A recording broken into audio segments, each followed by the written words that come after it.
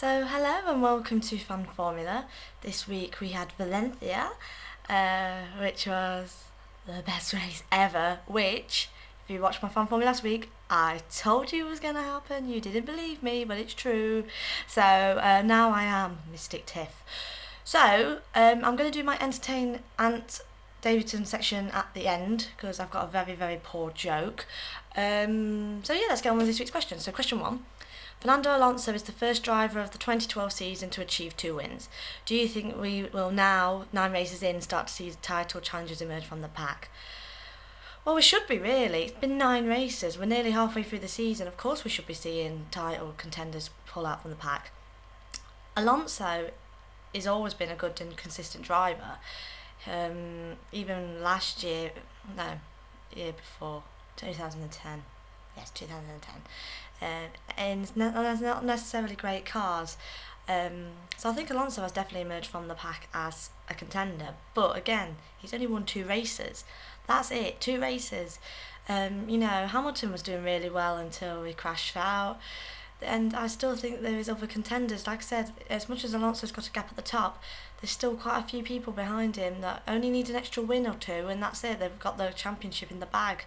So I think we've got the title contenders pretty much sorted, as in the top, like 5 or 6 cars. But I still worry that, if we have an unpredictable race, that could completely change.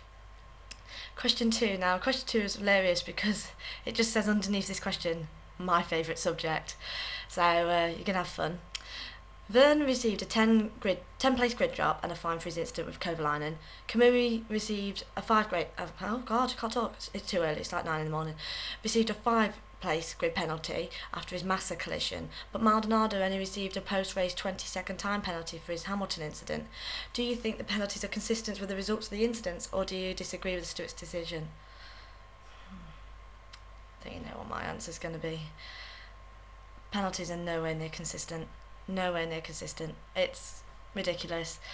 The best one was Senna. Senna getting the penalty.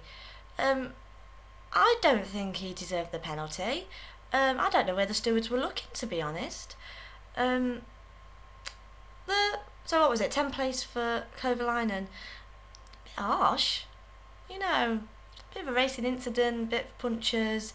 Although I must admit, Vern could have slowed down and stopped half the debris going everywhere because he was just crazy.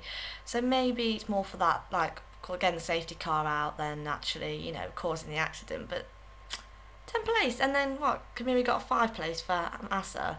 Well, that's okay. It's 5 places. It's alright. But Maldonado only got 20 seconds, yet he went off the road and speared into Hamilton and he gets 20 seconds. What? Drops him, a few places down the order. It's a bit ridiculous, really. Again, the FIA, not consistent. Don't, what video is this now? Like the 5th or 6th video where I've said this? FIA, you are not consistent. I don't know what rule book you're reading, but, I think you're reading the rule book in Narnia because it's just not... inconsistent. Question 3, suggested by M.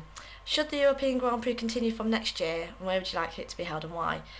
I watched Dom's video before I did this, and I actually agree with what he said to this question. Yes, we have lots of races in Europe, but the European ones should be the ones where places like Turkey, where they're great racetracks, but you don't want them there every year, could be held. And then we could merge that European one could be the one that switches around every year. Like, I know it's not called the A1 ring anymore, it's like the Red Bull Schilzenbergen ring. But we could switch every year, so it could be like 1 year it could be Austria, 1 year it could be Finland, 1 year it could be this. And it would be lovely to see some of the tracks we know and love come back, but on a maybe, a 3 or 4 year basis. So it's always something different for the fans to travel to, and something different for every year. So we've got something pretty much new and exciting every year, which would be really, really nice. But I don't see a point of a European Grand Prix when we have so many in Europe. But if we did that idea, I think I would sort of appreciate it more. Bonus question: who was your driver of the day and why? It has to be Giraffe. He was amazing. And I was sat here, this is my sofa of joy. And I sat with the boy watching it. It was the first time I've ever watched, I think, Formula One with the boy, and literally I said that Grosjean was going to win, and no, he's not going to win, he's not going to win. And then Vernon got the safety car out, that 20-second gap was cut, and literally, I think the whole street heard how ecstatic we were with how close Grosjean was getting, and just it was just amazing. It was literally the atmosphere in this house was electric. When Grosjean's like car broke, I think I actually cried a little. I think I wept a tear. It was horrible because that was just so heartbreaking. And I did that thing where when you're drunk and you go, I'm never drinking again till tomorrow.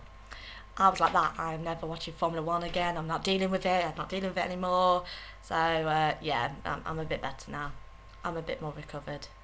So yeah, but that was pretty sad. So he's my driver of the day, along with Alonso. Alonso would be my driver of the day. I love Alonso anyway. As much as he's a bit of an arrogant, person at times, I am a big Alonso fan. So hopefully, yeah, they'd be my drivers of the day, I'd say. So yeah, Mr. Giraffe. And I would say Schumacher too. I think Schumacher could get a push because came from nowhere really to get third. So I'll probably say they're my driver of the day. So right, let's go back on with entertainment. So I'm not very good at entertaining. Don't really know any funny stories or anything, but I do have a joke, and it's a very poor joke. And I'm allowed to say it because I am, as anyone who reads my blog knows, I'm dyslexic, and I struggle with words, as you've seen from the videos every week when I can't talk.